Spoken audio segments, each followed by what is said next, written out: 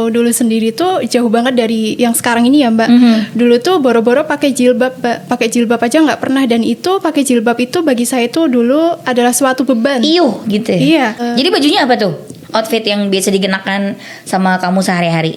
Biasanya rok pendek gitu, terus yang rok pendek, rok mini gitu? Iya, baju bolong-bolong gitu Mbak. Oh ya.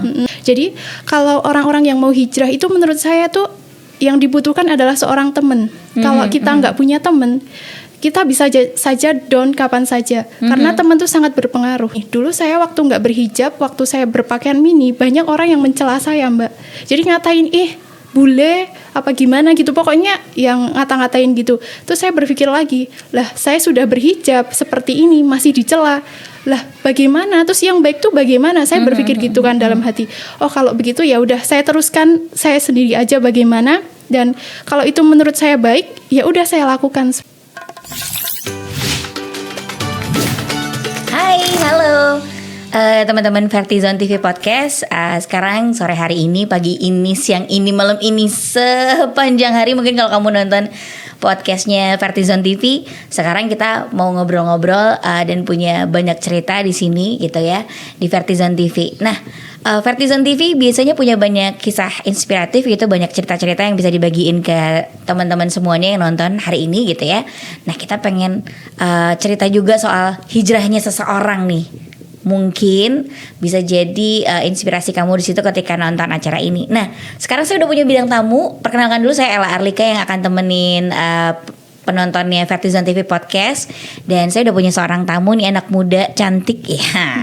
Dan ternyata dia punya movement yang luar biasa di saat muda seperti ini, karena emang usianya sepertinya masih 20 something gitu, tapi dia berani melakukan sesuatu yang mungkin orang-orang kadang entar kalau udah umur segini, entar kalau udah ini, entar kalau udah gitu. Tapi dia udah melakukannya di usia muda gitu.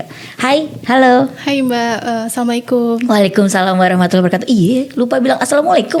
Assalamualaikum. Assalamualaikum. Apa kabar? Baik Mbak. Sehat? Alhamdulillah. Iya, oke. Kita kenalan dulu, namanya adalah Erika Permatasari ya? Iya. Betul. Kamu sekarang masih kuliah? Alhamdulillah masih kuliah Mbak. Di mana tuh? Di Universitas PGRI Yogyakarta. Sekarang baru menginjak semester 8. Semester 8, berarti baru 4 tahun. Usianya masih 22. Wow. Udah tua Mbak. Enggak, belum, masih tuaan saya. Ya kan? Gak enak jadinya. Oke, kita pengen tanya-tanya dulu, apa kegiatan sehari-hari kamu apa nih? Kegiatan saya sehari-hari sih cuman ngerjain skripsi, ngurus keponakan, udah sama ngerjain tugas rumah, seperti itu Mbak. Udah kayak ibu rumah tangga lah. Oh wow, mulia kok jadi ibu rumah tangga. Itu sesuatu yang semua dilakukan adalah nanti ketika jadi ibu itu semua jadi pahala, ya kan? Nah, aku pengen tahu nih, karena kita kan mau kasih kisah inspiratif buat teman-teman yang nonton podcastnya Vertizon TV nih. Ceritanya, ini kan tampilanmu sekarang. Iya. Ya kan, udah pakai jilbab yang panjang gitu, baju yang panjang gitu. Pengen tahu dulu gimana sih sebenarnya? Kalau dulu sendiri tuh jauh banget dari yang sekarang ini ya Mbak. Dulu tuh boro-boro pakai jilbab, pakai jilbab aja nggak pernah, dan itu pakai jilbab itu bagi saya itu dulu adalah suatu beban. Iuh gitu ya? Iya. Karena kalau saya nggak tampil yang terbuka dan tampil ya seperti itu, saya merasa tidak pede dan saya merasa wah nggak banget sih kalau pakai jilbab gitu. Terus jadi bajunya apa tuh? Outfit yang biasa dikenakan sama kamu sehari-hari? Biasanya rok pendek gitu, terus yang rok pendek, rok mini gitu. Iya, baju bolong-bolong gitu Mbak. Oh ya, ketembak ya bajunya. Atau kurang bahan? Iya, terus pokoknya semua serba mini Mbak. Oh Kalau gitu. dulu nggak pakai kayak gitu tuh nggak pede. Teman-teman juga begitu, semua teman-teman atau lingkungan kamu, teman-teman yang dekat sama kamu, sahabat juga cara berpakaiannya sama? Kebanyakan sih seperti itu. Oh gitu, oke. Berarti ada perubahan yang luar biasa dong ya? Iya, perubahannya luar biasa sekali sih kalau menurut saya, karena ya dulu itu dari yang mini-mini, terus sekarang bisa berhijab, itu bagi saya adalah suatu apa ya Mbak? Suatu apa? Suatu yang perubahan yang luar biasa, iya, atau suatu perubahan yang luar biasa. Saya nggak tahu kalau nggak bisa berubah seperti ini mungkin saya udah jadi apa atau sudah mengikuti arus yang seperti apa gitu. Pengen tahu juga kenapa dulu kamu memilih pakaian yang seperti itu gitu, kenyamanan atau hanya ikut tren gitu? Saya sendiri sih lebih nyaman, terus kalau ada orang melihat tuh kayaknya lebih bangga gitu Mbak. Maksudnya wah ternyata Kelihatan menarik gitu ya sebagai seorang perempuan ya gitu iya, ya. seperti itu. Berarti apa namanya? Aku pengen tahu juga nih akhirnya kalau dari pakai yang rok mini gitu sekarang udah bisa begini gitu. Kenapa kamu akhirnya punya pikiran untuk ya udah deh, aku sekarang hijrah aja deh gitu. Karena kan setiap orang punya titik tertentu yang akhirnya dia turn around gitu kan ya. Nah, itu kenapa kalau buat kamu? Kalau itu suatu malam tuh saya kan semuanya udah pada tidur. Saya cuma kan lampunya mati gitu ya, Mbak. Terus kan udah dapat dari nasihat dari beberapa orang itu, saya merasa ya Allah hidup kok gini-gini aja, berangkat sekolah, terus abis itu pelajaran, pulang lagi, pokoknya udah bangun tidur tanpa melakukan aktivitas peribadahan dan kayaknya hati tuh kosong banget Mbak. Sholat juga enggak? Enggak pernah itu. Bagus. Iya. Bahkan ya suatu ketika itu saya merasa kok ya Allah suatu saat apabila nanti saya dipanggil sama Allah, padahal saya masih dalam keadaan seperti ini, saya bagaimana? Padahal saya di alam kubur itu saya sendirian. Keluarga saya mungkin cuma menghantarkan ke pintu maksudnya ke liang lahat. Setelah itu saya sendiri. Nah, dari situ saya merasa takut sekali, Mbak. Itu usia kamu berapa? Itu 2018, sekarang 22. Berarti 20 tahun. Iya. Tiba-tiba ada pemikiran yang seperti itu. Iya. Itu biasanya dialamin sama orang-orang yang sudah usianya matang kan ya, tentang kematian, tentang aku kenapa begini aja, itu biasanya dipikirin sama orang-orang yang umurnya udah sekitar ya mau 40 lah gitu kan, karena banyak ya orang yang ngerasa kayak insafnya nanti aja gitu. Iya. Nah itu, tapi kamu itu cuman kepikiran aja malam itu atau ada sesuatu yang kamu lihat duluan sebelumnya, misalnya nonton TV kah gitu, nonton kisah azab gitu mungkin, sinetron itu, atau habis baca buku, atau kenapa itu? Itu sih dari tetangga sendiri kan, dia maksudnya beberapa hari itu dia masih hidup Mbak, dan dia masih bisa melakukan sesuatu yang buruk kepada seseorang. Nah ternyata beberapa hari setelah itu dia tuh meninggal Mbak. Nah dari situ saya berpikir kalau saya ada di posisi seperti itu padahal saya masih dalam keadaan dosa, saya bagaimana? Seperti itu saya berpikir seperti itu. Iya dari lingkungan sendiri ya berarti inspirasinya ya, karena memang ya, tapi kalau emang Allah nggak kasih hidayah, mungkin kamu juga nggak akan kepikiran aku bisa mati kapan aja gitu. Mungkin nggak kepikiran ya. Akhirnya apa yang kamu lakuin ketika itu? Nangis, sholat, terus saya berdoa sama Allah, kalau memang saya masih diberi waktu untuk berubah, saya berjanji akan berubah, seperti itu Mbak. Terus hijrah kan butuh proses nih, dan butuh belajar, apalagi untuk kamu yang mungkin dulu sholatnya jarang, berarti juga belajar agama juga tidak terlalu mendekatkan ke situ ya, gitu ya. Itu akhirnya cari guru kah, atau cari temen, atau cari literasi lebih banyak, atau gimana tuh? Jadi kan awal hijrah saya ini tuh dimulai dari saya mengenal temennya adik saya. Nah beliau tuh punya komunitas namanya Rindu Hijrah. Rindu Hijrah. Iya. Jadi awalnya saya cuman masuk aja Mbak, masuk di situ cuman iseng aja gitu kan. Terus tiba-tiba saya ngechat adminnya gitu, tanya-tanya tentang agama Islam itu seperti apa, terus cara berpakaian, pokoknya tentang Islam yang mendalam. Nah, saya tuh awalnya ya cuman main-main aja Mbak, cuma tanya-tanya aja itu loh Mbak. Tapi setelah saya perdalam kok ternyata malah sampai mengetuk hati saya itu Mbak, sampai saya suatu malam itu. Nah, terus dari situ ya udah. Oh, jadi memang udah ada movement sebelum malam itu ya? Iya. Terus saya mencoba untuk berubah menjadi lebih baik. Ya mungkin berubahnya itu nggak langsung jelek gitu ya Mbak. Stepnya gimana tuh? Yes. Dari baju mini kan, gitu, baju bolong-bolong. Terus akhirnya gimana? Ya, saya pakai celana panjang dulu. Terus pakai jilbabnya masih ditali-tali gitu Mbak. Oh iya. Terus abis itu saya berubah lagi. Tapi berubahnya nggak cukup lama sih Mbak, cuman beberapa minggu gitu saya mulai berubah. Nah akhirnya sampai memakai gamis seperti ini. Gitu.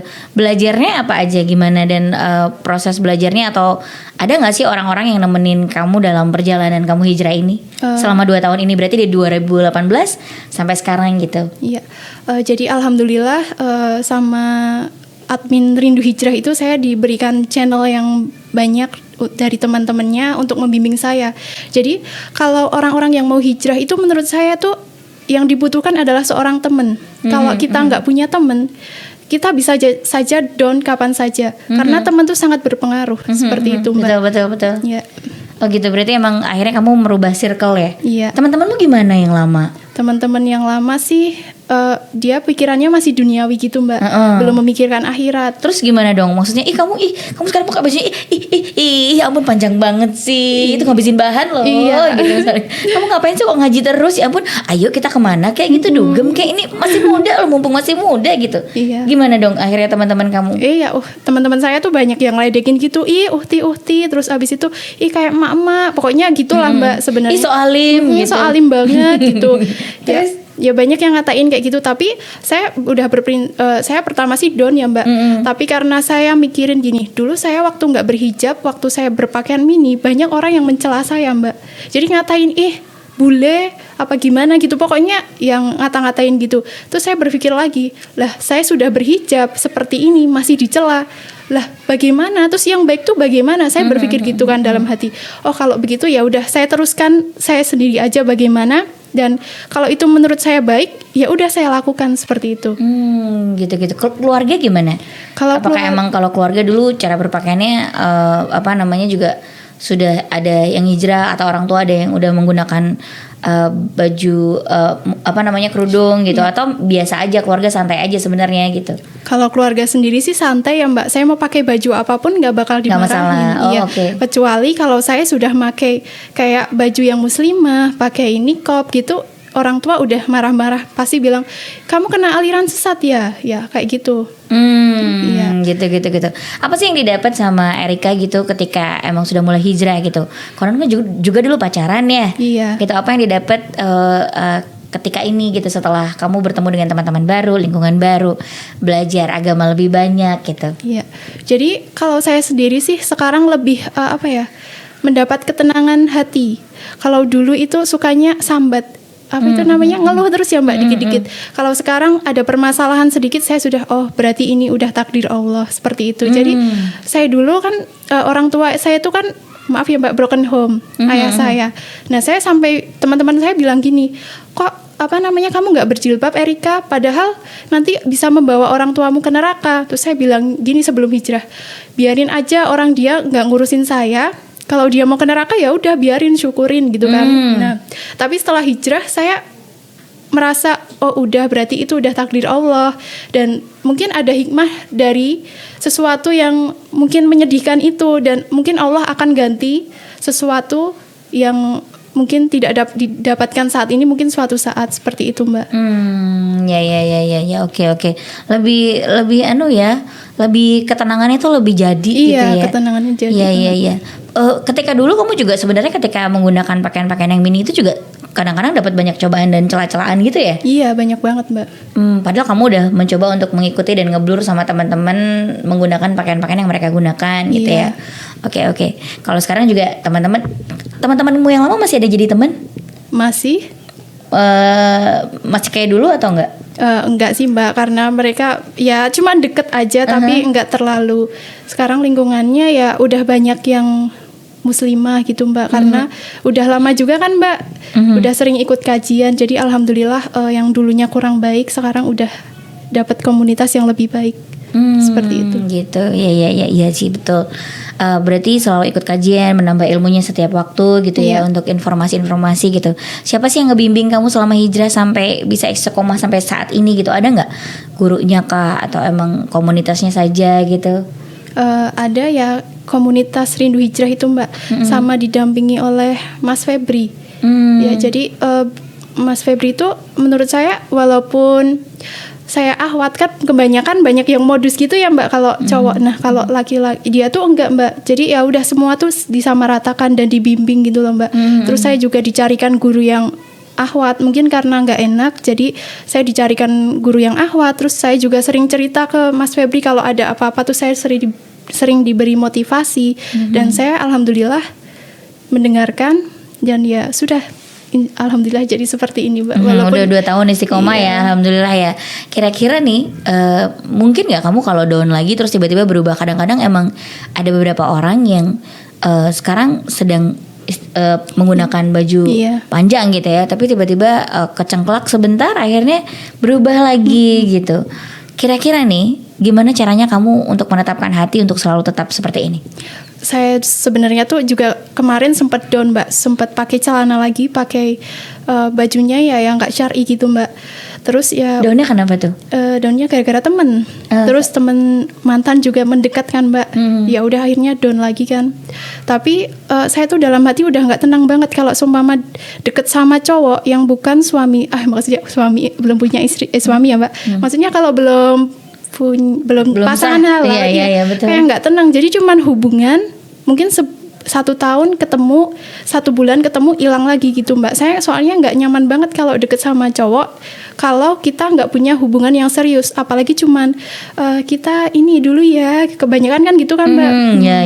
Saya nggak nyaman banget. Nah gara-gara itu juga makanya hijrah saya down kemarin Mbak. Tapi saya tetap pertamanya sih lihat orang-orang di maksudnya lihat orang-orang itu nggak pakai jilbab gitu ya Mbak. Wah cantik banget, ya ampun, rambutnya bisa terurai seperti itu.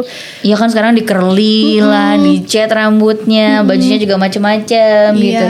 Ya udah nenangin diri sendiri aja. Oh ya udah, mungkin saat ini kita menutup aurat, tapi kan karena itu bukan mahram kita, jadi mungkin suatu saat kita bisa berpakaian seperti itu tapi tidak di rumah gitu ya. Bisa tetap cantik gitu ya tapi buat pasangan gitu, nggak buat semua orang gitu ya. Ya deh. Apa namanya? Berarti kalau dulu kamu pernah pacaran? Iya pernah pacaran Mbak. Tapi sekarang sudah nggak nyaman ya ketika deket dengan ikhwan yang memang bukan pasangan sah gitu, belum menikah, belum ada ijab kabul gitu ya. Itu kamu ngerasa nggak tenang? Nggak tenang sama sekali. Oke. Berarti konsep berpacaranmu juga berubah dong sekarang harusnya? Iya sekarang lebih pengennya sih ta'aruf aja ya Mbak, nggak usah pacaran. Soalnya ngapain sih pacaran kalian? Kalau anak-anak muda itu kebanyakan pacaran. Aduh ya Allah Mbak, saya lihat tuh harus ngasih perhatian lebih, terus harus manggilnya mama, papa, saya enggak. Iya kan Mbak? Cici banget ya Mbak. Kamu dulu gitu ya? Aku enggak kok. Oke. Jadi sebenarnya juga banyak buang waktunya ketika pacaran ya. Iya. Oke, berarti ta'aruf berarti konsepnya sekarang. Lagi cari jodoh gak nih? Ini baru tahap mencari jodoh Mbak. Buat teman-teman Vertizon TV podcast nih yang lagi nonton, kalau ingin ta'aruf dengan Erika boleh loh ya. Wah, ta'aruf loh tapi nggak macam-macam loh. Ini sudah islami sekali, sudah hijrah. Jadi yang emang serius, yang mau mencari pahala lebih banyak kita baru ya. Aku pengen dong sebelum kita tutup podcastnya gitu, kita aku pengen tahu gitu. Mungkin kamu punya pesan buat teman-teman yang lagi nonton gitu, yang usianya seumuran kamu, yang sekarang mungkin masih mencoba untuk mencari jati diri, masih mencoba untuk explore diri, mungkin dari pakaian, dari pacaran, dari temen, dari gaul gitu. Boleh dong dikasih nasihat atau mungkin dikasih pesan deh buat teman-teman itu. Jadi bagi anak-anak yang masih muda, jangan sia-siakan waktu kalian untuk senang-senang aja, karena maut, kematian itu nggak bakal tahu kapan terjadi. Jadi bisa saja kita baru makan atau kita baru duduk kayak gini aja bisa aja mati ya Mbak. Padahal kita belum punya bekal sama sekali. Terus kalian jangan gunain masa muda kalian tuh buat senang-senang kayak pacaran gitu. Terus nanti akhirnya kalian jadi Mbak, hamil di luar nikah. Kan banyak negatifnya ya Mbak. Jadi lebih baik kalian isi dengan hal-hal yang positif, karena menurut saya hal-hal yang negatif yang dilakukan saat muda tuh sangat membuang-buang waktu. Dan nanti kalau kita sadari, oh ternyata iya ya, kenapa saya harus melakukan itu, seperti itu Mbak. Nyeselnya belakangan. Nyesel itu selalu ada di belakang, bukan di depan ya. Kalau di depan namanya dikasih tahu. Oke, makasih Erika ya. Baik. Mudah-mudahan banyak teman-teman Vertizon TV Podcast yang nonton dan akhirnya terinspirasi kalau itu tadi gitu. Emang Erika tuh dapat inspirasinya dari orang nih bisa meninggal kapan aja, bisa mati kapan aja gitu. Sedangkan kita nggak punya bekal sama sekali. Jadi daripada nunggu besok gitu kan, ya kita belum tentu bisa ngejar orang yang sudah alimnya dari kecil, dari muda gitu ya, karena emang dia sudah alim, pahalanya udah banyak. Nah kalau kita nanti ngejarnya belakangan, belum tentu kita bisa ngejar orang-orang yang emang pahalanya udah dikumpulin dari lama gitu. Jadi mulai sekarang aja kita ngumpulin semua pahala itu, jadiin tabungan kita untuk nanti dibawa ke akhirat nanti gitu, karena emang mati itu nggak tahu kapan gitu. Oke, terima kasih teman-teman Vertizon TV Podcast. Mudah-mudahan bermanfaat obrolan kita sore hari ini, pagi ini, malam ini, siang ini. Tetap ya suka keceplosan ngomongin waktu. Oke, kita ketemu lagi kapan-kapan di Vertizon TV Podcast. Assalamualaikum warahmatullahi wabarakatuh.